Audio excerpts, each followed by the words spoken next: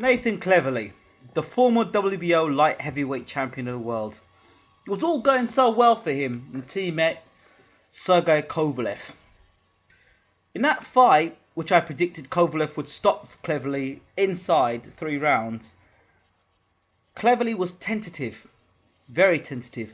And when Kovalev landed against the guy who everyone said had a great chin, the referee had to help Cleverly back to the corner.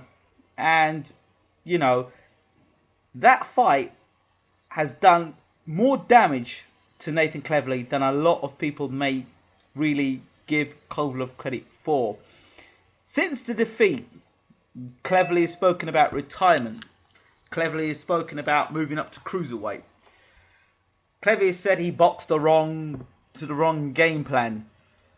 All I can say is this.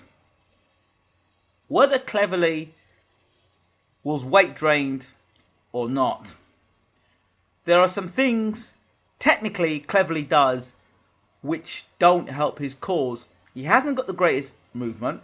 He hasn't got fantastic head movement. Sorry, he isn't the greatest in terms of lateral movement. He pulls straight back from punches. He fights.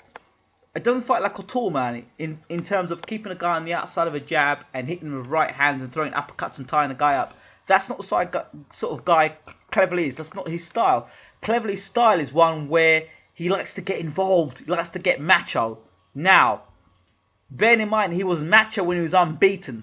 Now he's been really beat up and knocked out by Kovalev. If you look at Cleverly in interviews since, he looks like as if something's missing.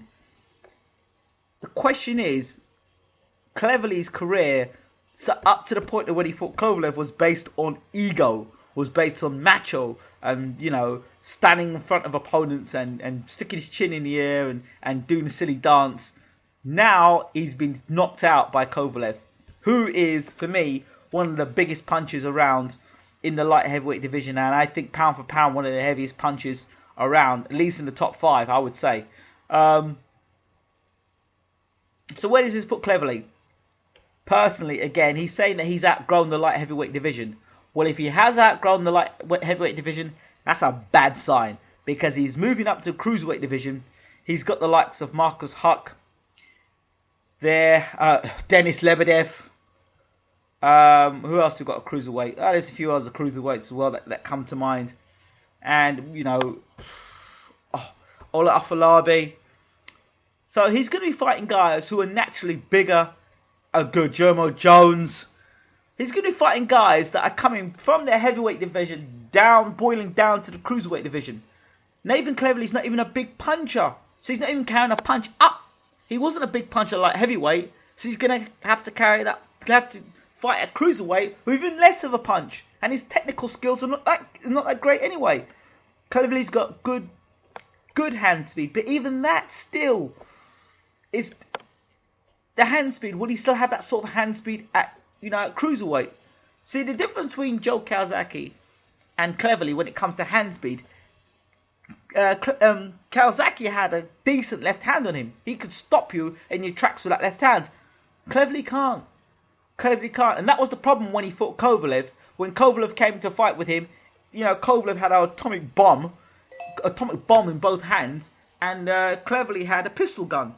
And if he had a pistol gun at light heavyweight, then at cruiserweight, Cleverly's going to have no more than a pebble and a bit of rubber band, And this isn't David and Goliath.